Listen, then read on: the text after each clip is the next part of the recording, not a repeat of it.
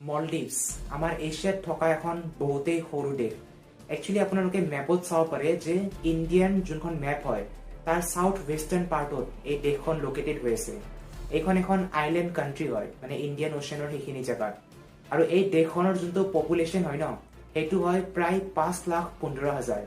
মানে ইমান কম মানুহ ইয়াতে থাকে এই দেশখনৰ। এই দেশখনৰ যোনটো কেপিটেল হয় তাৰ নাম হ'ল মালে। এতিয়া ইণ্ডিয়া আৰু মলদ্বীপছৰ যদি আমি ৰিলেশ্যনটো চাওঁ, তো আমি গম পাম যে ইণ্ডিয়া আৰু মলদ্বীপছ বহুত আগৰ পৰাই মানে সিহঁতৰ মাজত এটা ভাল ৰিলেশ্যনশ্বিপ চলি আহিছে। আৰু ইণ্ডিয়াই মানে বহুতবাৰ মলদ্বীপছক সহায় কৰিছে যেতিয়াই সিহঁতৰ আমাৰ দৰকাৰ হৈছিল। যেনেকুৱাকে নৱেম্বৰ 1988ৰ কথা কি হৈছিল, মলদ্বীপছৰ কেইজনমান মানুহ লগ লাগি পেলাই তামিলৰ এটা অৰ্গেনাইজেশ্যনৰ পৰা, যাৰ নাম আছিল peoples liberation organisation of Tamil Eelam, সিহঁতৰ পৰা কেইজনমান মানুহ হায়াৰ কৰি পেলাই মানে মালে চহৰখনত আক্ৰমণ কৰি দিছিল। সিহঁতৰ যোনটো মেইন মটিভ আছিল সেইটো আছিল ইয়াৰে প্ৰেচিডেণ্ট মমুন আব্দুল গায়ুম, তেওঁক মানে নিজৰ পদৰ পৰা হটাই দিয়া। তো সিহঁতে কি কৰিলে, মালে চহৰখনত আক্ৰমণ কৰি দিলে।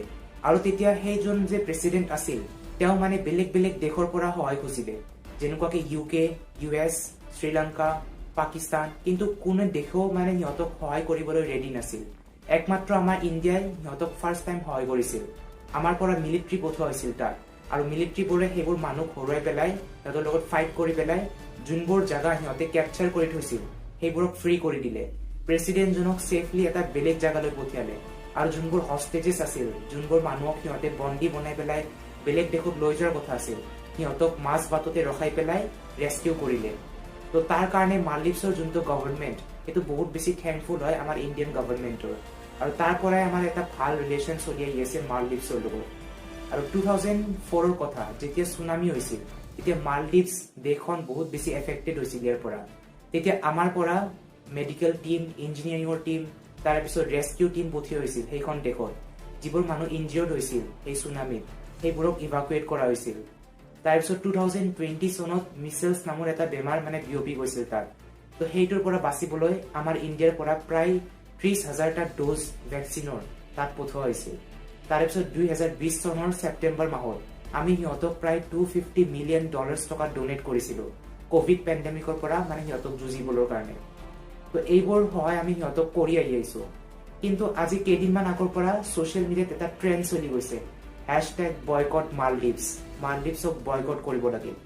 তো ইয়াৰ পিছৰ কাহানীটোনো কি? একচুৱেলি হৈছিল কি, জানুৱাৰীৰ 4 তাৰিখে এই 2024ৰ আমাৰ প্ৰাইম মিনিষ্টাৰ নৰেন্দ্ৰ মোদীয়ে লাক্ষাদ্বীপ আইলেণ্ডখনত গৈছিল। আৰু তাত গৈ পেলাই কিছুমান তেওঁ ফটো তুলিলে, মানে তাৰ ধুনীয়া নেচাৰেল বিউটিটো দেখুৱাই পেলাই, তাৰ পানীত স্নৰ্কলিং কৰি পেলাই কিছুমান ফটো আপলোড কৰি দিলে টুইটাৰত। এতিয়া সেই ফটোবোৰৰ মানে তলত কমেণ্ট কৰিছে সেই মালদ্বীপছৰ 3জন মিনিষ্টাৰে, বহুত বেয়া বেয়াকৈ কমেণ্ট কৰিছে। নৰেন্দ্ৰ মোদীক পপেট বুলি কৈছে, ইজৰাইলৰ পপেট মানে ইজৰাইলৰ পুতলা। তেওঁক এটা ক্লাউন বুলি কৈছে, জোকাৰ। আৰু আমাৰ ইণ্ডিয়াখনক সিহঁতে গাৰ্বেজ বুলি কৈছে। এতিয়া ইমানবোৰ বেয়া বেয়া কমেণ্ট শুনাৰ পিছত আমাৰ ইণ্ডিয়ানছবোৰনো মানে চুপচাপ থাকিবনে? সিহঁতেও ছ'চিয়েল মিডিয়াত পুৰা এটা মানে হেশ্বটেগ এটা ভাইৰেল কৰি দিছে, যোনটো হ'ল #বয়কট মালদ্বীপছ। মানে যিমানবোৰ মানুহে সিহঁতে প্লেন কৰি আছিল মলদ্বীপছত গৈ পেলাই ভেকেশ্যন স্পেণ্ড কৰা, সেইবোৰ চব কেঞ্চেল কৰি দিলে। ইনফেক্ট যোনবোৰ অনলাইন বুকিং ৱেবছাইট হয়, যেনেকুৱাকে ইজ মাই ট্ৰিপ, সিহঁতে নিজৰ মানে হোটেল যোনটো বুকিং হয় সেইটো কেঞ্চেল কৰি দিলে মালদ্বীপছলৈ। এতিয়া মালদ্বীপছেনো এইটো কাম কৰিলে কিয়? সিহঁতৰ 3টা মিনিষ্টাৰে ইমান বেয়াকৈ ক'বলগীয়া কিয় হ'ল? একচুৱেলি সেই 3টা মিনিষ্টাৰে চাগে এনেকৈ ভাবিছে যে প্ৰাইম মিনিষ্টাৰ মোদীয়ে সিহঁতক ডিৰেক্টলি এটেক কৰি আছে। মানে সেই ফটোকেইটা আপলোড কৰি পেলাই ছ'চিয়েল মিডিয়াত এইটো দেখুৱাই আছে যে মানুহবোৰ মলদ্বীপছত যাব নালাগে, ইণ্ডিয়াৰ লাক্ষাদ্বীপ আইলেণ্ডত ভেকেশ্যন স্পেণ্ড কৰিবলৈ যাওক। তো এইটো একদমেই ভুল কথা। নৰেন্দ্ৰ মোদীয়ে কি কৰিছে, জাষ্ট লাক্ষাদ্বীপ আইলেণ্ডত গৈ পেলাই তাৰ যোনটো বিউটি সেইটো প্ৰমোট কৰি আছে। মানুহবোৰক কৈ আছে যে আপোনালোকে ভেকেশ্যন স্পেণ্ড কৰিবলৈ ইয়াতো আহিব পাৰে, ইয়াতো বহুত এটা ভাল জেগা হয়। তো জাষ্ট সেইটো কাম কৰিছে নৰেন্দ্ৰ মোদীয়ে। এতিয়া মলদ্বীপছৰ যোনটো গভৰ্ণমেণ্ট হয়, মেইন গভৰ্ণমেণ্ট, সিহঁতে ৰিপ্লাই কৰি পেলাই কৈছে যে এই 3জন মিনিষ্টাৰ আমাৰ তলতে কাম মানে আমাৰ আণ্ডাৰত কাম কৰে, কিন্তু সিহঁতে যোনটো কমেণ্ট কৰিছে সেইটো সিহঁতৰ পাৰ্চনেল কথা, আমাৰ তাত একো মানে হাত নাই। আৰু সিহঁতে বহুত ক্ষমা খুজিলে আৰু ক'লে যে এই যোনটো ৰিলেশ্যন আমি বনাই ৰাখিছোঁ ইণ্ডিয়াৰ লগত, সেইটো ফিউচাৰতো আৰু ভালকৈ বনাই ৰাখি যাম। তো সেইটো সিহঁতৰ ক'বলগীয়া আছিল মালদ্বীপছৰ গভৰ্ণমেণ্টৰ। আৰু এটা কথা, আমাৰ যোনবোৰ ইণ্ডিয়ান চেলিব্ৰিটিজ হয় ন, যেনেকুৱাকে অক্ষয় কুমাৰ, সলমান খান, শ্ৰদ্ধা কাপুৰ, সিহঁতেও টুইট কৰি পেলাই এই লাক্ষাদ্বীপ আইলেণ্ডখন প্ৰমোট কৰিছে, মানুহবোৰক ইয়াতে আহিবলৈ দিছে ভেকেশ্যন স্পেণ্ড কৰিবলৈ। তো মানে জাষ্ট এটা টুইটেৰে ষ্টাৰ্ট হৈছিল এই গোটেই কন্ট্ৰভাৰ্চিটো। তো মানে ভাবি চাওক ছচিয়েল মিডিয়া কিমান বেছি পাৱাৰফুল হৈ গৈছে আজিৰ টাইমত। এতিয়া মলদ্বীপছ যোনখন দেশ হয় তাৰ মেইনলি দুটা চ'ৰ্চ অফ ইনকাম আছে, এটা হৈছে টুৰিজম, আন এটা হৈছে ফিচাৰী। এতিয়া মানুহবোৰ লাখ লাখ ইয়াতে টুৰিষ্ট হিচাপে আহে ভেকেশ্যন স্পেণ্ড কৰিবলৈ বেলেগ বেলেগ দেশৰ পৰা। আৰু ডেটা মতে লাষ্ট ইয়াৰ 2023 আমাৰ ইণ্ডিয়াৰ পৰা প্ৰায় 2,09,000 মানুহ তাত ভেকেশ্যন স্পেণ্ড কৰিবলৈ গৈছিল। তো মানে ভাবি চাওক সিহঁতে কিমান বেছি ইনকাম জেনেৰেট কৰিছে এই টুৰিষ্টৰ পৰা। এতিয়া হেশ্বটেগ বয়কট মালদ্বীপছ মানে মানুহবোৰে নিজৰ ট্ৰিপ মালদ্বীপছলৈ কেঞ্চেল কৰি আছে। তো সিহঁতৰ যোনটো টুৰিজম চেক্টৰ মানে য'ত আমাৰ ইণ্ডিয়াই বেছি কণ্ট্ৰিবিউট কৰে, আমাৰ ইণ্ডিয়াৰ পৰা বেছি মানুহ তাত যায়, তো সেইটো লাহে লাহে কমি গৈছে। তো তাৰ কাৰণে সিহঁতৰ যোনটো ইনকাম সিহঁতে জেনেৰেট কৰে সেইটো লাহে লাহে বহুত কমি যাব ধৰিছে। আৰু ইয়াৰ ব্লেম মাত্ৰ সিহঁতকে দিব পাৰি, কাৰণ সেইটো ষ্টাৰ্ট হৈছিল সেই যে কমেণ্ট কৰিছিল সেই তিনিজন মিনিষ্টাৰে, তাৰ পৰা এই চব ষ্টাৰ্ট হৈছিল। তো এইটো হৈ গ'ল ফাৰ্ষ্ট কেছ। এতিয়া ছেকেণ্ড কেছটোৰ কথা পাতো। একচুৱেলি হৈছিল কি 2016 চনত আমি ইণ্ডিয়া আৰু মালদ্বীপছ এই দুখন দেশ লগ লাগি পেলাই এটা এগ্ৰিমেণ্ট চাইন কৰিছিল। ডিফেন্সৰ কাৰণে এইটো একচুৱেলি চাইন কৰা হৈছিল। আৰু ইণ্ডিয়াই কি কৰিলে, দুখন মিলিটাৰী হেলিকপ্টাৰ্ছ সিহঁতক ডোনেট কৰিলে আৰু আমাৰ পৰা কেইজনমান মিলিটাৰী মানুহ তাত পঠিয়ালে সেইবোৰ চোৱা চিতা কৰিবলৈ। তাৰপিছত 2018 চনত সিহঁতৰ এটা নতুন প্ৰেচিডেণ্ট ইলেক্ট হ'ল, তাৰ নাম হ'ল আব্দুল য়ামেন। এতিয়া তেওঁ আছিল এজন প্ৰ' চাইনা, মানে চাইনাৰ লগত তেওঁ কাম কৰিব বিচাৰিছিল আৰু ইণ্ডিয়াৰ এগেইনষ্টে আছিল। তো তেওঁ ক'লে যে ইণ্ডিয়াই আমাক যিখিনি সহায় কৰি আছে মিলিটাৰী বস্তুবোৰ দি পেলাই সেইবোৰ আমাক নালাগে, সেইবোৰ চব ইণ্ডিয়াই উভতাই লৈ যাব লাগে। ইণ্ডিয়াই বস্তুটো ৰিজেক্ট কৰি দিলে, কাৰণ এটা প্ৰপাৰ এগ্ৰিমেণ্ট চাইন কৰাৰ পিছত বস্তুটো সিহঁতে দিছিল, এনেইটো ডোনেট কৰি দিয়া নাই। তো তাৰপিছত 2019 চনত গৈ পেলাই সিহঁতৰ আকৌ এটা নতুন প্ৰেচিডেণ্ট ইলেক্ট হ'ল, তাৰ নাম হ'ল ইব্ৰাহিম মহম্মদ সোলেহ। তেওঁ আছিল ইণ্ডিয়াৰ লগত আৰু তেওঁ চাইনাৰ এগেইনষ্টে আছিল। তো তেওঁ ক'লে আমি ইণ্ডিয়াৰ লগত যিমানবোৰ এগ্ৰিমেণ্ট চাইন কৰিছো সেইবোৰ চব নতুনকৈ ৰিনিউ কৰিম, আৰু আমি ইণ্ডিয়াৰ লগত যোনটো ৰিলেশ্যনশ্বিপ আগৰ পৰা মেইনটেইন কৰি ৰাখিছো সেইটো ফিউচাৰলৈও মানে ভালকৈ মেইনটেইন কৰি যাম আৰু। তো এইটো ক'বলগীয়া আছিল মানে মলদ্বীপছৰ নতুন প্ৰেচিডেণ্টজনৰ। তাৰপিছত 2020 আৰু 2021 চনত ইণ্ডিয়া আৰু মলদ্বীপছৰ ৰিলেশ্যনটো ভাল হৈ গৈ থাকিল। ইণ্ডিয়াই আকৌ 3খন নতুনকৈ মিলিটাৰী হেলিকপ্টাৰ সিহঁতক ডোনেট কৰিলে, প্লাছ ইয়াৰ পৰা কিছুমান মিলিটাৰী মানুহ আৰু তাত পঠিয়ালে বস্তুবোৰ চোৱা চিতা কৰিবলৈ। ইয়াৰ লগতে এখন ডাঙৰ শ্বিপ তাত ডোনেট কৰা হ'ল, যোনটো এটা পেট্ৰলিং ভেছেল হয়, মানে পেট্ৰলিং কৰাৰ কাৰণে এইখন শ্বিপ সিহঁতে তাত ডোনেট কৰিলে ইণ্ডিয়াই। তাৰে পিছত এখন সাবমাৰিন ভেছেল ডোনেট কৰিলে, ডাঙৰ সাবমাৰিন ভেছেল। তাৰপিছত এটা ৰেডাৰ চিষ্টেম বনাই দিলে, আমি ইণ্ডিয়াই তাত ইনভেষ্ট কৰি পেলাই আমি সিহঁতক এটা ৰেডাৰ চিষ্টেম বনাই দিলোঁ, যোনটোৱে মানে দুশ্মন দেশবোৰৰ পৰা সিহঁতক বচাব। মানে এই যোনবোৰ ডোনেশ্যন কৰা হৈছিল ন, সেইটো মেইনলি চিকিউৰিটিৰ কাৰণে কৰা হৈছিল, চিকিউৰিটিটো আৰু বেছি বঢ়াই দিয়াৰ কাৰণে। তো এইবোৰ মানে চলি যাই থাকিল আৰু ইণ্ডিয়া আৰু মলদ্বীপছৰ ৰিলেশ্যনটো বেছি ভাল হৈ গৈ থাকিল। কিন্তু 2024ত এই বছৰত বস্তুবোৰ অকণমান খেলি মেলি হ'বলৈ ধৰিলে।